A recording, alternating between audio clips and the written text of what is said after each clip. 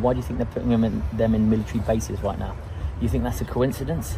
They're fortifying them, and there's a whole agenda that's happening underneath that is a lot more sinister and a lot more darker than you think. What do you mean by that? The people being imported are part of a wider narrative.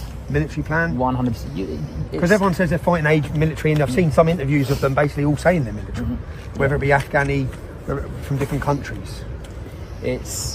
We are teeing ourselves up for the biggest disaster, and I would say probably not next year, but in 27. There's a ringing through the grapevine that something's going to happen in 2027.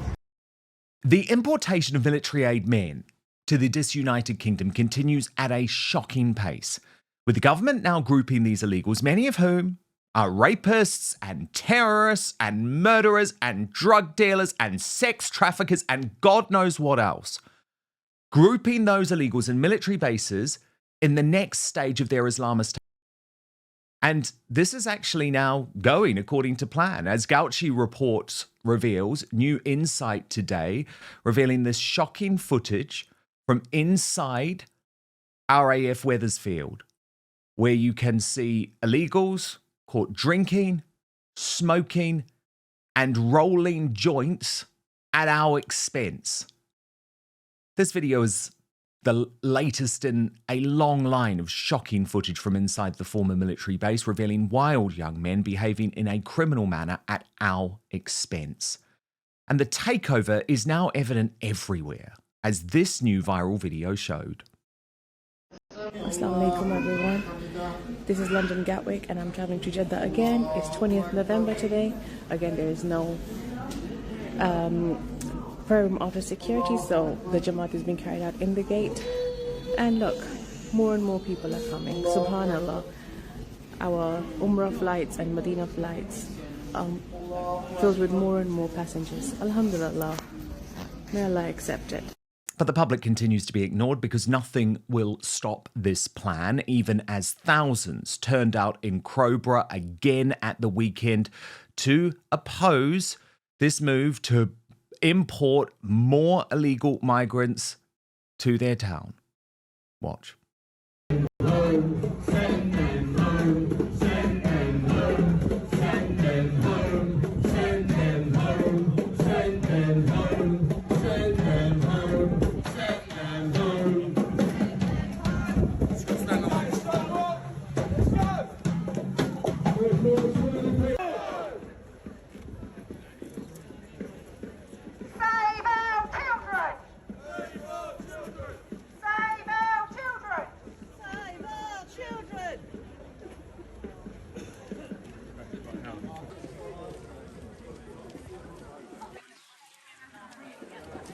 So what is this really all about? What is really going on? Well, in an exclusive interview with Tommy Robinson, Ant Middleton, the former UK Special Forces soldier, Royal Marines Commando and Royal Engineer in the British Army, who has vowed to run against London's Islamist Mayor Sadiq Khan at the next election, has revealed this is all part of the plan. Indeed, the importation of military-aged fighting men who will soon be housed at army bases is very much a key part of the deep state's sinister and dark agenda to set up a new British militia. Watch and be horrified about what's to come. Do you think people would fight for Britain? Do you think they'd fight for the government? Do you think the military? Because I speak to people in the military, and they said, "Want us to go to war with Russia?" Yeah, good one. We don't want to go to war with Russia. So I hear people talk. What's your feeling coming out of the military? Are they demoralised? I advise them not to. I advise people not to join the military with the current state of affairs that's happening. There's zero national pride. There's zero. Even the military has been compromised. They're being used as a political tool. You know, the Labour government, the current government, and the narrative and the agenda that's coming from Europe, the external politics that's being used in the UK, is everything anti-British, anti-England, anti-national pride. Why would you go and fight for a country that doesn't even support you, that doesn't even want you there? It's let the migrants go fight. Well, listen. This is what they're doing at the moment. Listen, the fight still. You watch the fight that's happening now. Why do you think they're putting them in military bases right now? You think that's a coincidence?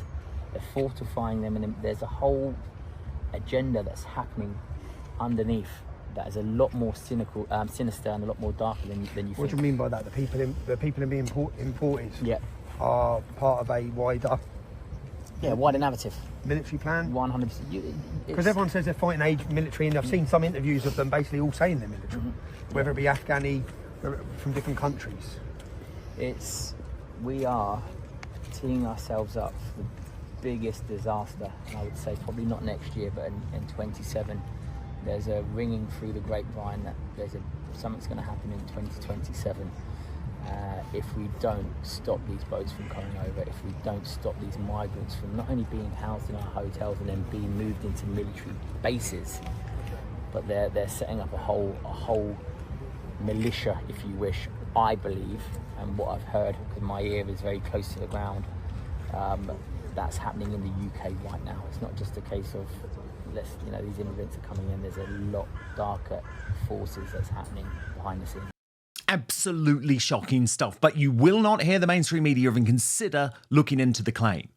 Indeed, the BBC over the weekend has actually run this headline.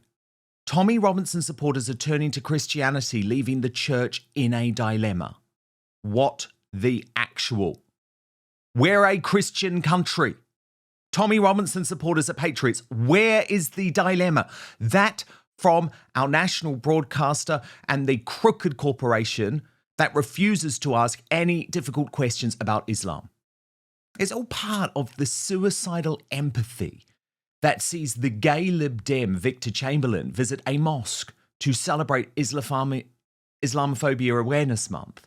As Peter Lloyd put it, someone should tell him that Islam punishes homosexuality with death. But no, he's trotting on into the mosque. Watch. Okay, half of you watching this are not subscribed to Dan Wootton Outspoken, and the best way you can support what we do is by hitting that subscribe button. It is completely free, and turn on the notification bell to be alerted to our new episodes. Today we're here at the mosque on Harper Road to highlight Islamophobia Awareness Month. It's been a real honour to do what I do and to meet the congregation here at the mosque. And Hina, you're running a fantastic campaign across London to raise awareness of Islamophobia. Yeah, I think it's so important. There's been a real increase in hate crime towards Muslims, a 19% spike this year. Wow. And that's coming from the Home Office data. So we know that this is prevalent. We know that this is an issue. And I think it has been no more important than now because of all the divisiveness and the polarisation that we're seeing across our city in London. I think this month is important so that we can amplify the voices of Muslims, but also bring communities together. Yeah, and that's what you're doing, Uthman, as a candidate for the Liberal Democrats. That's correct. It is about bringing the community together, all different types of diversities, different religions coming together and making aware of Islamophobia that it exists today. As Hina's head, it is really on the rise, and we need to, as a community, come together and fight against this Islamophobia. And that's what our party is all about. Wake up! Wake up, you absolutely thicko gay man. Meanwhile, over the weekend, the CPS is trying to reverse the decision to throw out the case against Hamit Koskin, convicted for burning a Quran in protest against Turkey's president.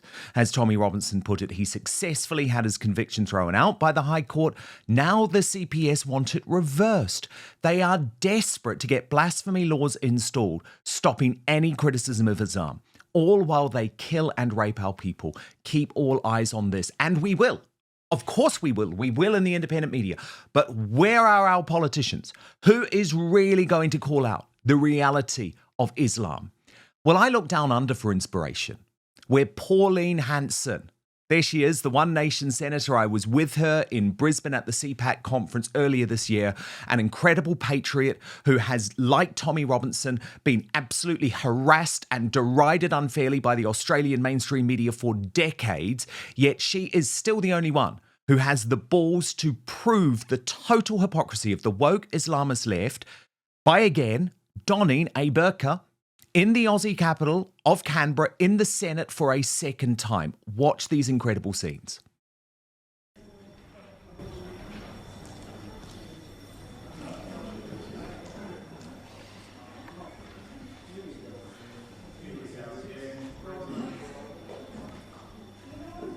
President, a dress code might be a choice of the senators, but racism should not be the choice of the Senate.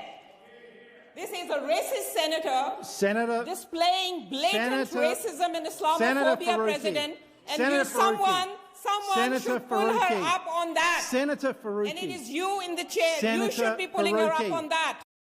Now, the hypocritical outrage actually continued with a woman in the Senate herself wearing some form of Islamic headdress. You couldn't make it up. Senator Payman, on the same issue, I take it. What else would I be talking about, Deputy President? Because if this is about the dress code, she is disrespecting a faith. She is disrespecting the Muslims out there, Muslim Australians. It's absolutely unconstitutional. This needs to be dealt with immediately before we proceed.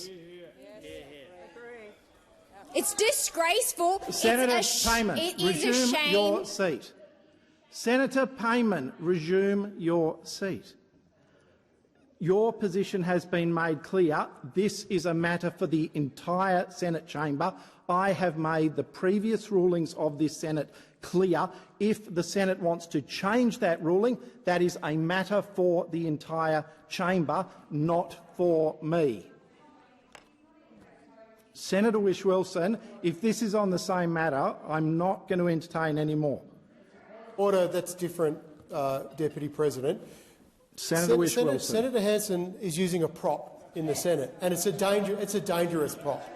Dangerous Senator to this country, but I ask that you rule on her bringing a prop into the Senate. It is not her normal dress code, Deputy President. It is clearly a prop to make a political statement. If I was to wear a Greens T-shirt in here or a Fremantle Dockers shirt or whatever, I would get shown the door. Resume your seat. What are they so scared about?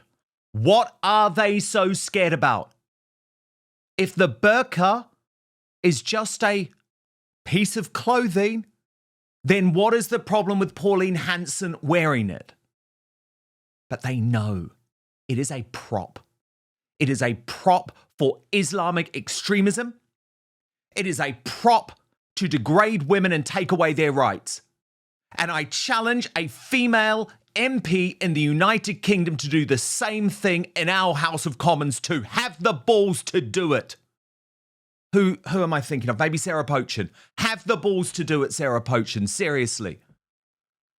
But in the UK, far too much credence is given to race-baiting haters and wreckers like Bushra Sheikh, who actually described a cross-party host of non-white politicians, including Suella Braverman, Shabana Mahmood, and Zia Yusuf, as white supremacists overnight, and then threatened to sue anyone who called her a racist. But as Julia Hartley-Brewer responded, Bushra doesn't see anything but the colour of someone's skin. Isn't that what a racist does? Good question. It's a point, by the way. This racism point is one that Narinder Kaur has been allowed to spread in the mainstream media unchallenged. Watch. Why is it that you've given three examples, Priti Patel, Suella Braverman and Shabana Mahmood, seem to be on their right of their parties, even though they are members of ethnic minorities? So what is it that makes them more right-wing? Can you tell me? Well, do they have something to prove? I think that it's proximity to rightness and power, and I think they feel that they've got to, they get into power and they think that this is what we've got to push, and it's a disgrace. But they're more right-wing than their white equivalents. That's the strange thing. But I don't know why they're pushing it. Some kind of, I don't know, they haven't processed their racism. Because she agrees. James, what do you think of that? They haven't processed their racism. Take a breath now. She used the fact that she gets called... That was her reasoning, the whole country is divided and I'm going to divide the country. What do you think? Yes, you can. Thank you. You can. What, the white man's allowed to speak? Is he, Narinder? This is ludicrous. It's utter insanity.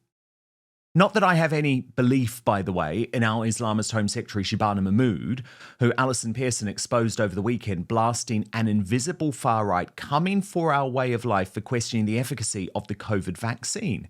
As the Star Daily Telegraph columnist put it, this nasty tweet by the now Home Secretary was in 2021. To be honest, I don't think it's the far-right that's coming for our way of life, nor do most British people. And with this corrupt government about to inflict immeasurable financial pain on ordinary Brits on Wednesday in the budget, Rachel from Accounts has reached for the only thing she's ever had, using sexism to try and deflect from her complete and utter incompetence, claiming critics of her are mansplaining, something, by the way, Margaret Thatcher seemed to deal with quite fine 3 decades ago. If you're competent, you can deal with a bit of mansplaining, Rachel, my love. As Suella Braverman responded, stop playing the sexist card to deflect from your appalling record as Chancellor. Your incompetence, ignorance and broken promises are causing untold hardship to small businesses, householders, farmers and working families. Take responsibility, put the country out of its misery, resign. And it is only a matter of time. It's inevitable. I mean, Slippery Starmer is in deep trouble. Deep trouble. And by the way, I don't just mean because he can no longer seem to put one foot in front of the other. But first, the number one worst fruit for your waistline. Are you turning healthy fruits into highly unhealthy fruits without even realizing it? Fruit can be one of the healthiest things you can put into your body, but the majority of Americans are guilty of making this single mistake that can counteract all of the health benefits of fruit. Some fruits help with occasional constipation, reduce bloating, and even help burn calories. Others can wreak havoc on your digestive system and energy levels. I came across this viral presentation from world-renowned surgeon Dr. Stephen Gundry that showcases the 3 fruits to stop eating today. And it was shocking. I had no idea. And after finding it out, I've stopped eating these too.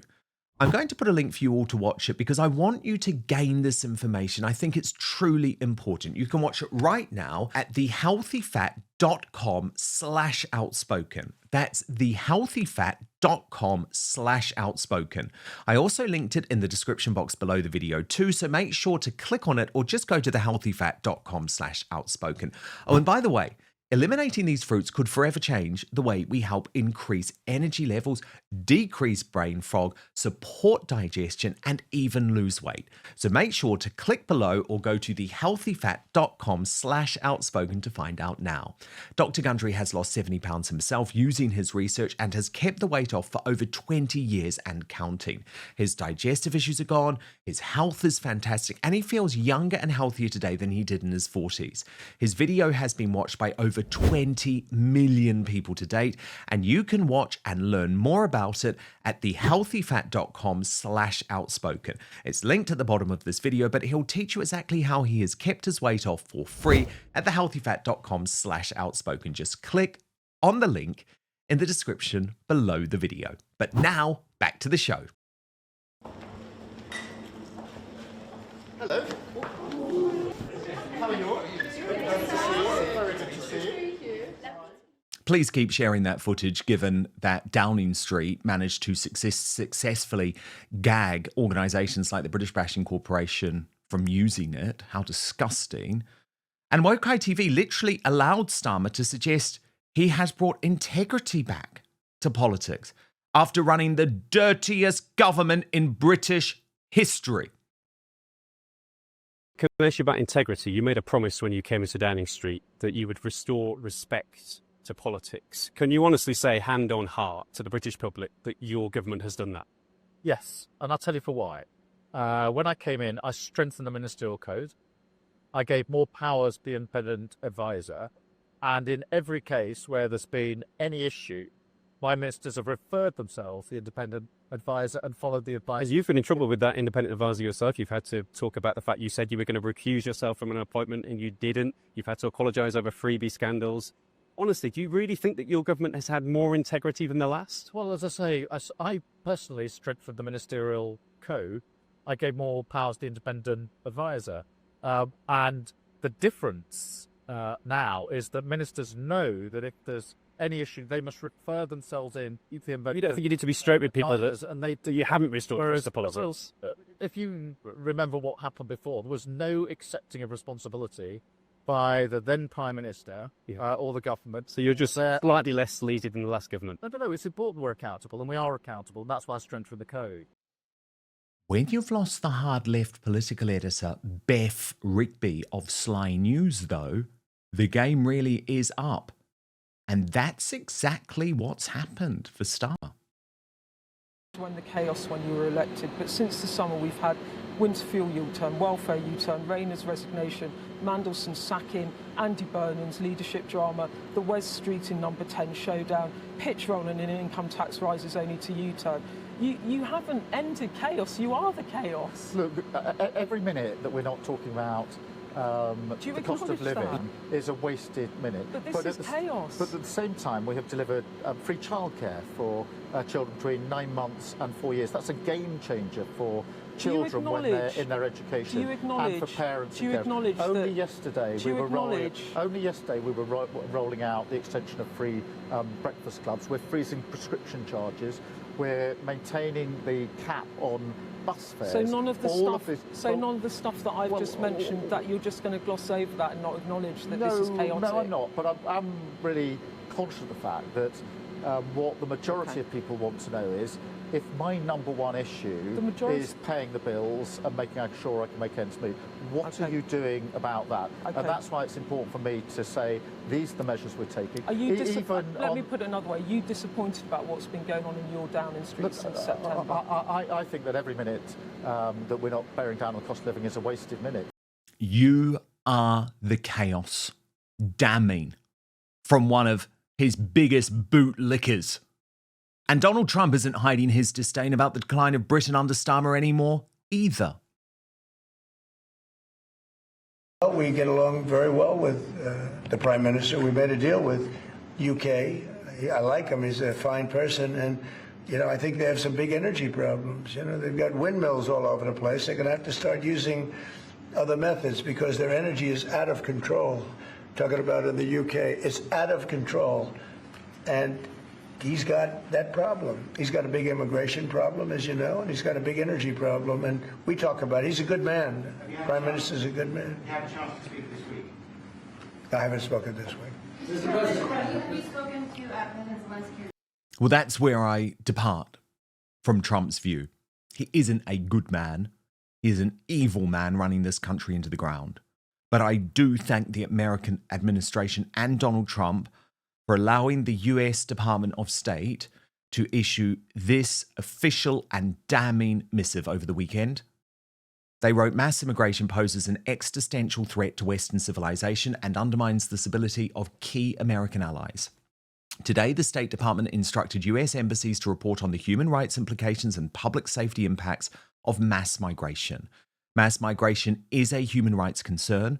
Western nations have endured crime waves, terror attacks, sexual assaults, and the displacements of US communities. Officials will urge governments to take bold action and defend citizens against the threats posed by mass migration.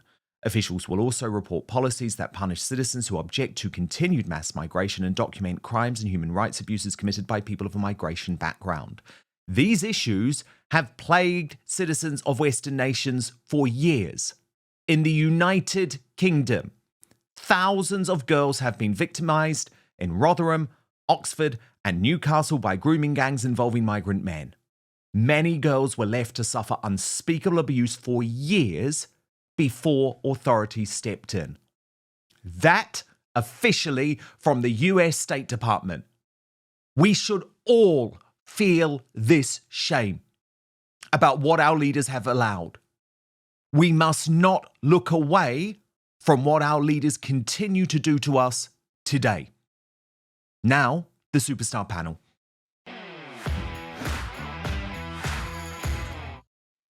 And it is absolutely brilliant to have the return of Lunn Farrow, host of The Insider on YouTube, alongside making her Superstar Panel debut, the brilliant freedom fighter Lucy Connolly. So great to have you both here.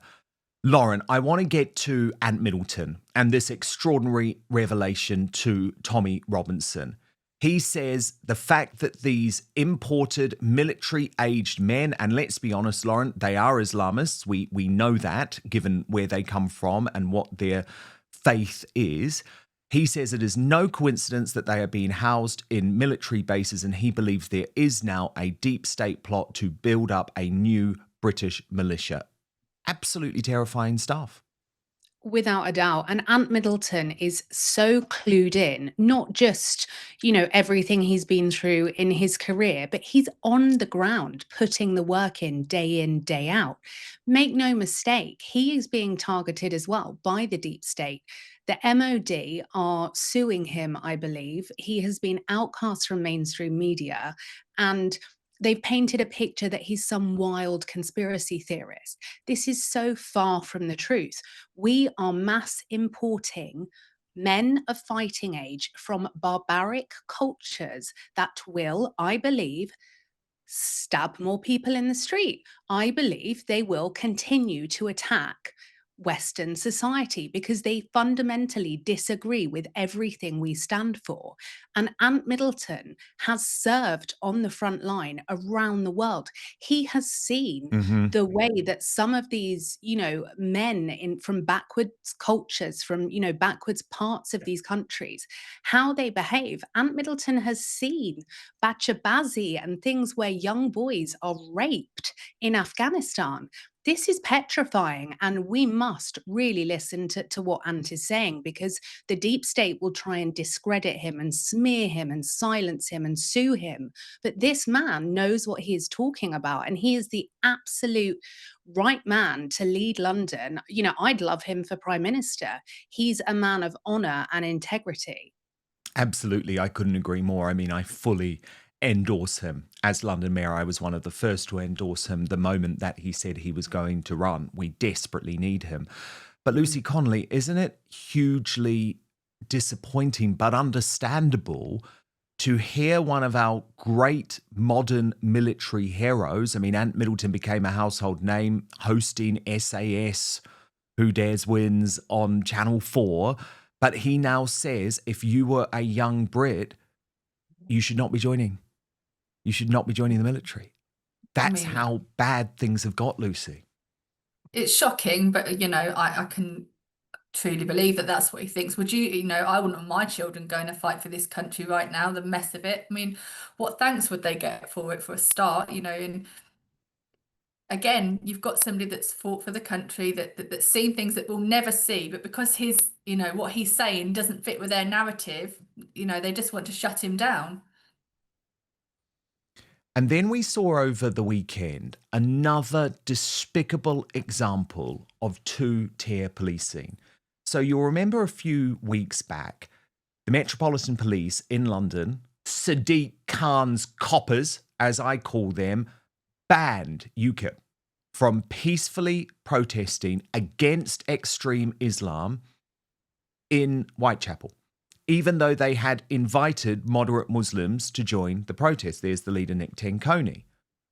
Well, Metropolitan Police over the weekend posted earlier today, we were made aware of plans for a pro-Palestine protest outside St. John's Wood's Synagogue this afternoon. We understand why the group's decision to protest at this location will cause concern to some communities. There is no legal mechanism to ban the protest from taking place. However, we have used Public Order Act conditions to prevent disorder and disruption. Well, Tommy Robinson replied, why are they protesting at a synagogue, clearly against Jews? There is no legal mechanism to ban the protest from taking place. The Met Police will just lie to your faces to protect Muslims. They've clearly got the mechanisms when the narrative fits. And he then posted, Lauren, the article confirming that UKIP were indeed banned from protesting in Tower Hamlets. So a complete example of two-tier policing in Khan's London. Yeah, absolutely. I mean, London is also an absolute mess. And can I take this opportunity to remind your viewers that the Met Police have so much corruption under their belt. The very people that we are hoping keep us safe and keep our children safe and stop what I believe will be Christmas terror attacks happening. These people could not organize a piss up in a brewery. They are an absolute joke. And they'll let, two-tier policing, they'll let some people do some things because they don't want to be seen as racist. And yet again, we see the Jewish community completely tossed aside by, those in power in London. And it's an absolute disgrace. Jewish people are moving out of London. day in, day out, because they are scared, because those in power are not advocating for them. And the Jewish population are the minority in London. But you wouldn't think that. You would think Muslims are. You absolutely would. And the issue that we've got, Lucy Connolly, is that two-tier policing is now so, I guess, infused into every aspect of our lives. I mean, you know that more than anyone else, because, of course, you were punished in a way that so many on the left aren't when they say things far worse than you ever did.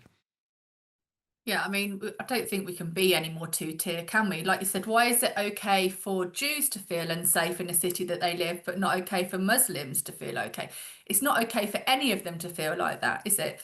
Yeah, again, like you said, they are being tossed aside. I speak to lots of Jewish people who have to put up with anti-Semitism all the time. They walk down the street, they don't feel safe. And the argument is, well, that shouldn't be the case for anybody from any religion or any race. But why is one religion more protected than the other? That's 100% two-tier. There's just no debating that there's not. Thank you so much for watching Dan Wootton Outspoken. Please click on my face just to the bottom left to subscribe to this brand new independent news source and turn on the notification bell so you'll be alerted to our brand new live shows, uncancelled interviews, and special royal episodes. Outspoken is also now available as a podcast, so you can listen to the show every weekday on the go, wherever you are.